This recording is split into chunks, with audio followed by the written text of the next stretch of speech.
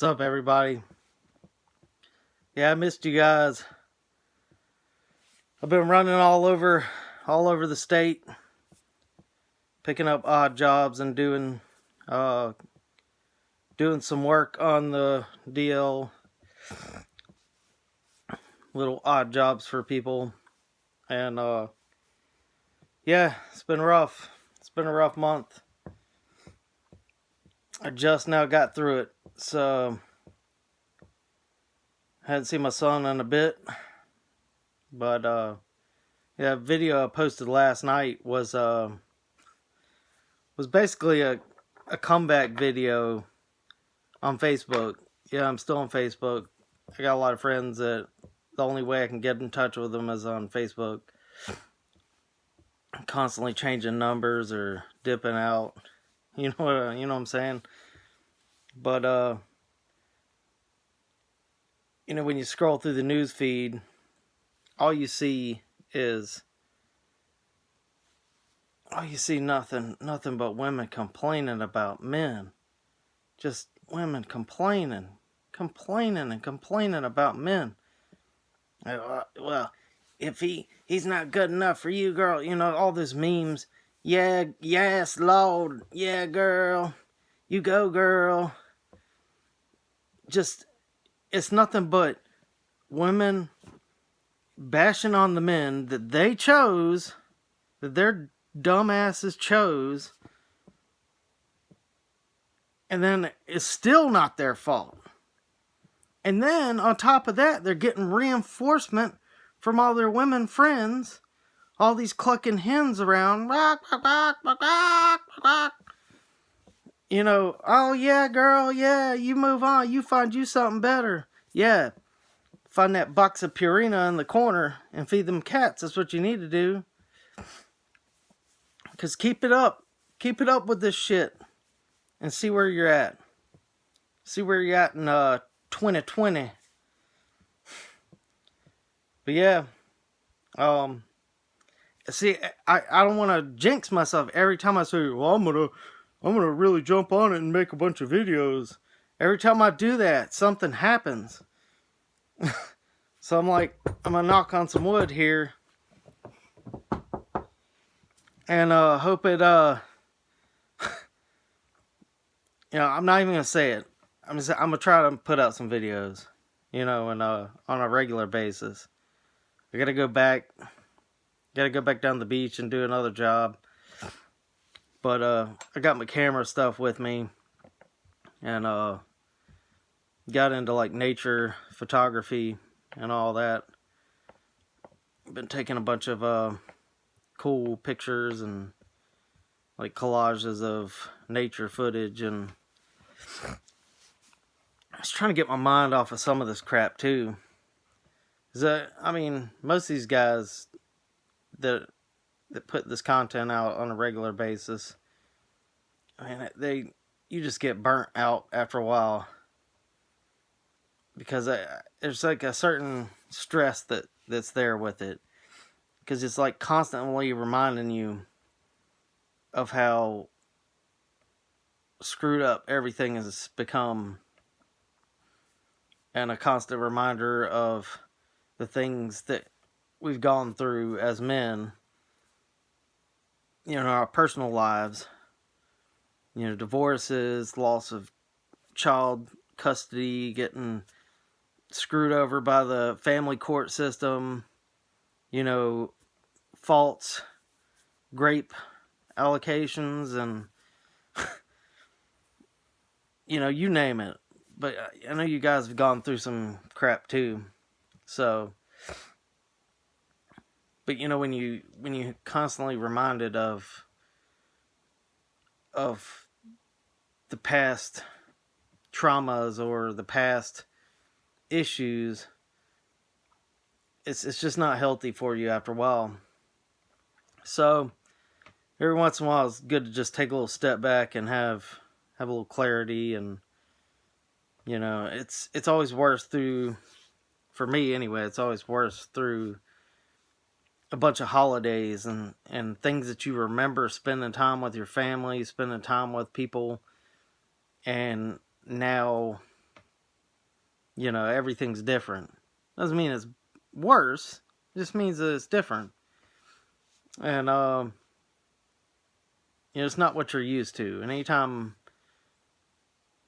for a lot of people, they step out of their comfort zone, it causes stress.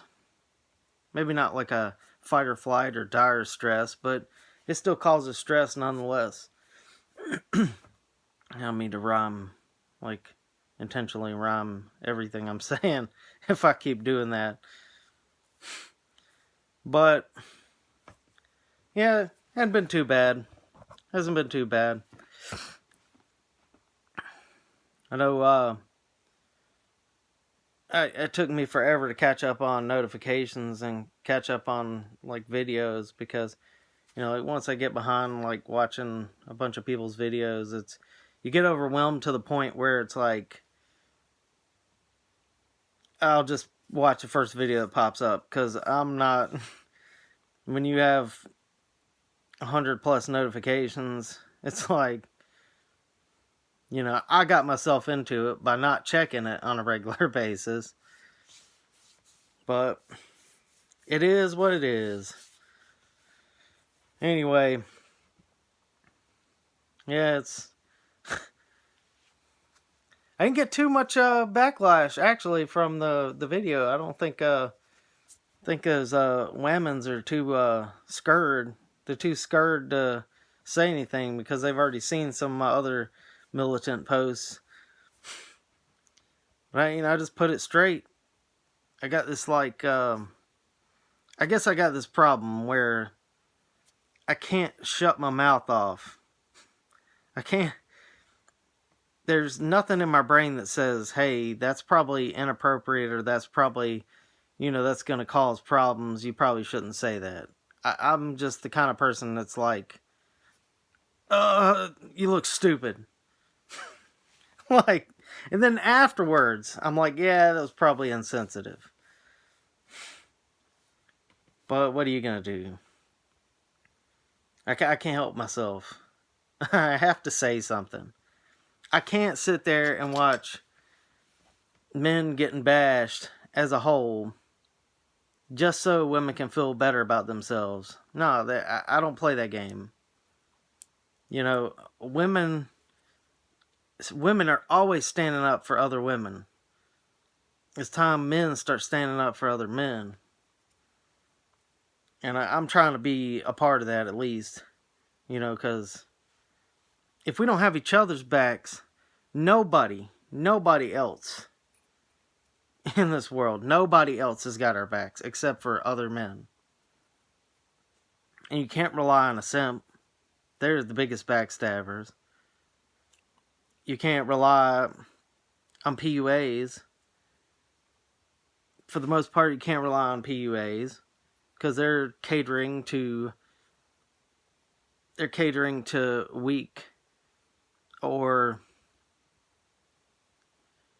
yeah, I don't know. I don't want to get into piss and match and piss a bunch of people off, but the point is that red-pilled men need to come together and actually watch each other's backs. And you see another man getting bashed and getting talked to, or dealing with some stupid crap, tell them how it is. What's the worst that could happen? They won't like you? If anything, they will respect you. They might not like you at the time, and it might make them mad, but once they see it, once those blinders come off, once they see it, they're going to come back and they're going to be like, yeah, you were right, dude. And I had a case with that here recently. I'm not going to say who it is. I ain't going to put nobody on blast or anything, but I was talking to this guy. I had a little counseling session with him before he got married. I said, look, here's how it is. Just letting you know, I got to give you a fair warning. Because I couldn't live with myself if I didn't at least try to give you fair warning on what's going on. And I did. And he's like, yeah, I'm going to take that into consideration. And he was actually really receptive to the red pill knowledge, and he ended up making that decision way too fast, and it was before anything really clicked up here. You know what I mean?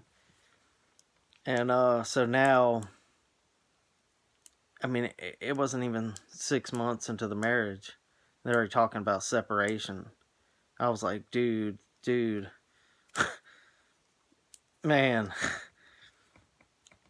And I had a bunch of chats with him about, you know, he ended up getting the same position. He was about to put his truck into a bridge abutment.